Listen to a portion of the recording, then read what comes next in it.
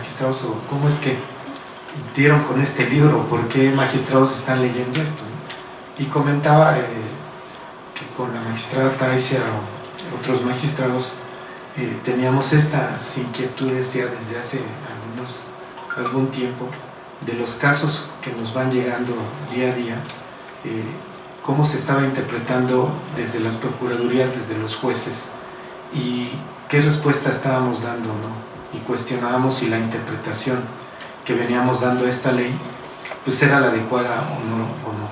Y a través de eso pues llegó a mis manos este libro que indudablemente sí, para mí sí fue un parteaguas el haberlo leído, porque mi interpretación sí varió al momento de leer el mismo. Entonces en esa parte le agradezco a Marta porque fue muy importante. Me gustaría dar un paso atrás para dar cierta información de contexto que me parece puede ser útil para entender este fenómeno, en qué consiste la trata de personas, cómo aplica, cómo opera, de manera que estemos también pues, más o menos con el mismo, sobre las mismas bases.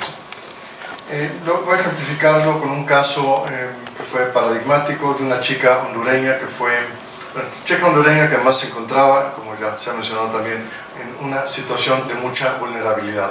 16 años, madre soltera, pero además se hacía cargo de sus 2 hermanos pequeños. En una ocasión le dijeron que había unas señoras que ofrecían trabajo en México y que si le interesaba a ella participar. Se acercó, se entrevistó con ellas y le ofrecían 400 pesos a la semana. Ella hizo sus cálculos y dijo, bueno, con esto ya saco adelante a mi familia. Y esto me parece también nos puede ayudar a entender la situación específica de vulnerabilidad en la que se encuentra.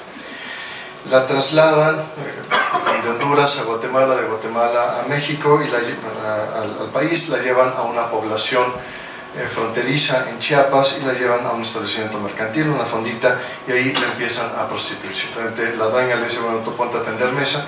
Sin embargo, uno de los clientes le dice, bueno, yo quiero tener relaciones sexuales contigo.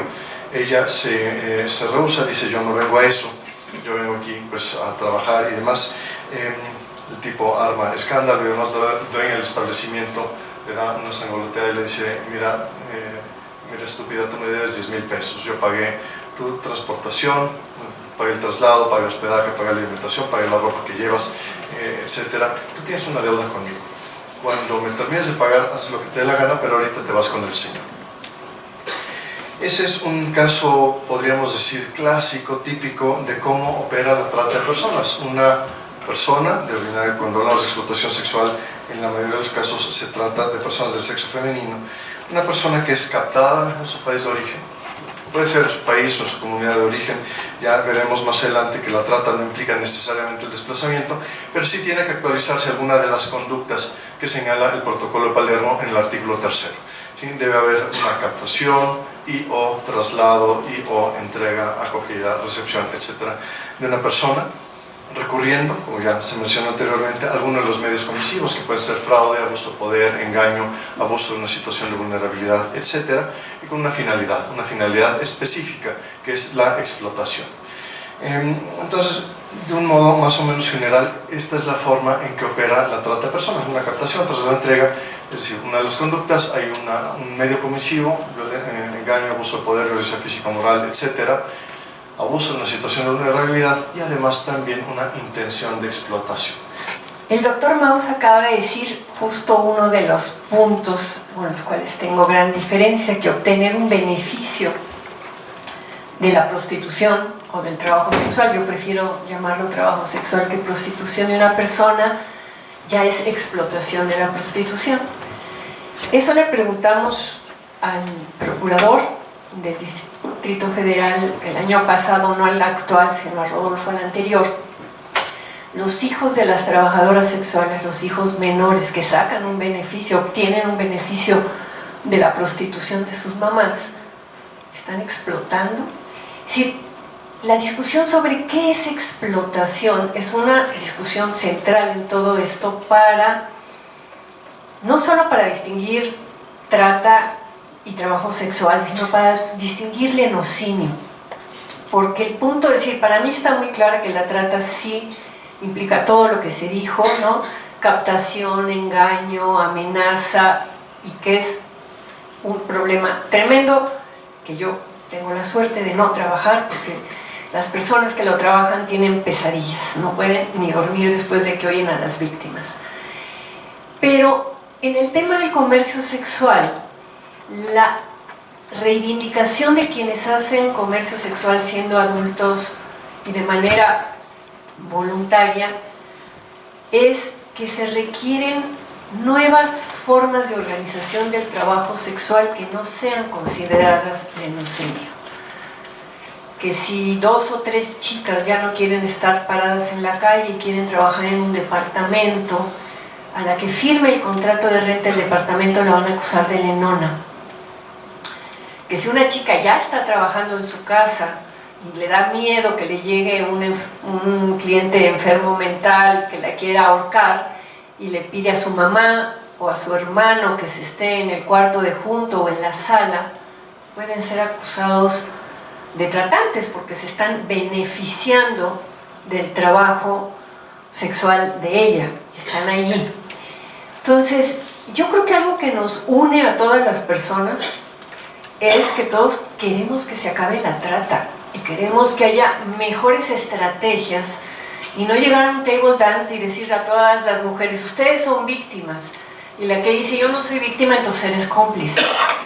Y cuando se llevan a las víctimas resulta que ya de repente en la entrevista con la psicóloga dice, no, es que si yo no llego hoy a dormir, mi marido me va a poner, déjeme ya ir señorita, yo no soy víctima de trata, ¿no? O sea, yo tengo muchísimos testimonios, no de víctimas de trata, sino de trabajadoras sexuales que han sido víctimas de estos operativos de rescates que no quieren ser rescatadas. Algunas de ellas ya mostrando la credencial de trabajadora no asalariada pueden parar el que las lleven rescatadas. No, pues yo soy trabajadora, aquí está mi licencia, a mí no me lleven, no necesito que me rescaten.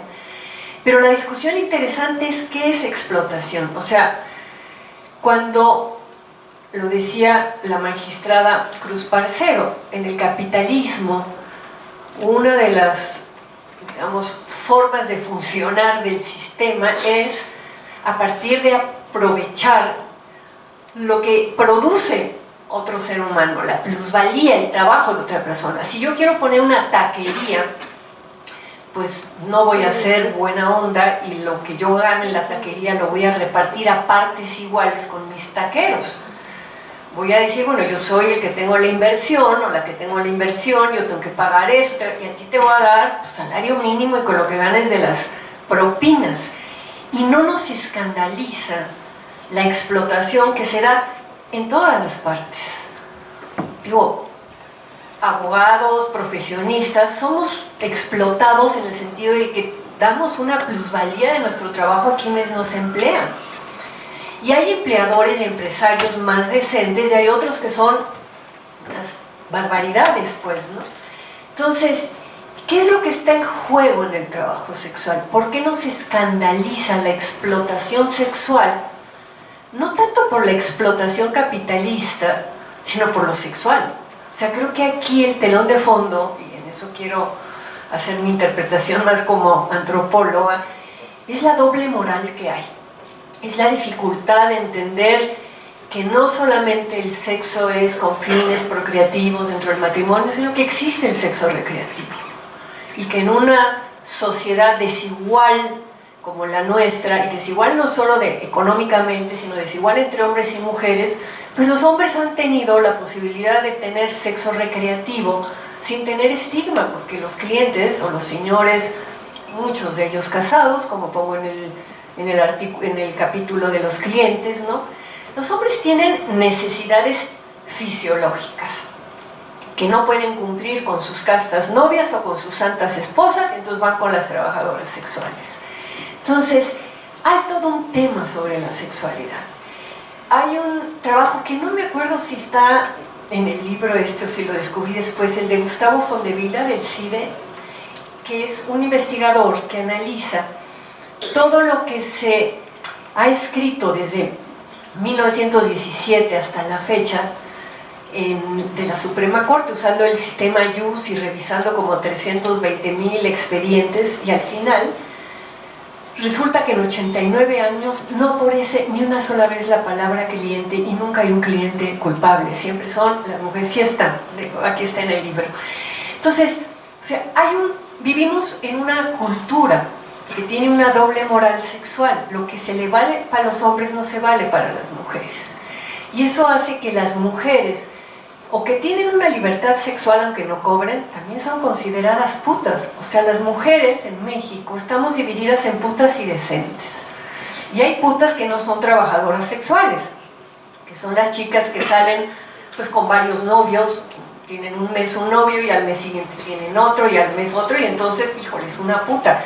Un hombre que tenga un mes una novia, otro mes otra novia, no va a ser considerado nada más que un hombre normal que tiene pues ganas de tener muchas novias, ¿no? Se las cuelga ahí de medallitas. Entonces, el tema de explotación sexual está cruzado por esta doble moral. El tema de la explotación nos debería de preocupar no solo con respecto a las trabajadoras sexuales. Es decir, las personas que están ganando hoy en la Ciudad de México salario mínimo de 80 pesos al día, las cajeras, las empleadas de muchos lugares, las empleadas del hogar, que ganan muchísimo menos que las trabajadoras sexuales, están siendo explotadas. Pero lo que llama la atención y lo que sale en los medios de la explotación sexual llama la atención por lo sexual, no por la explotación.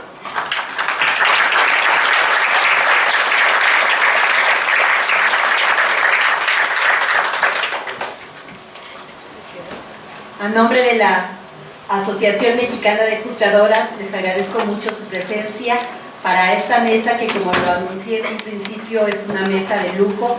Muchísimas gracias especialmente para la doctora Marta Lamas por haber aceptado el estar aquí y compartir esta tarde sus conocimientos. De igual manera a las magistradas Taisia, a Verónica, al magistrado Ricardo y a Emilio, el haber estado aquí. Como vemos, este es un tema, se queda sobre la mesa, esa línea tan tersa, tan difícil de evidenciar en muchas ocasiones, puede hacer la diferencia entre garantizar el derecho a elegir la opción que a cada persona le acomode, y en este tema pues ya han quedado aquí plasmadas las bases de lo que implica para las mujeres, y no solo para las mujeres, porque también hay muchos hombres que se dedican al trabajo sexual, pero también puede hacer la diferencia entre dejar a una persona 15, 20, 30 años de su vida, cuando en realidad no se surten todos los elementos para poder considerar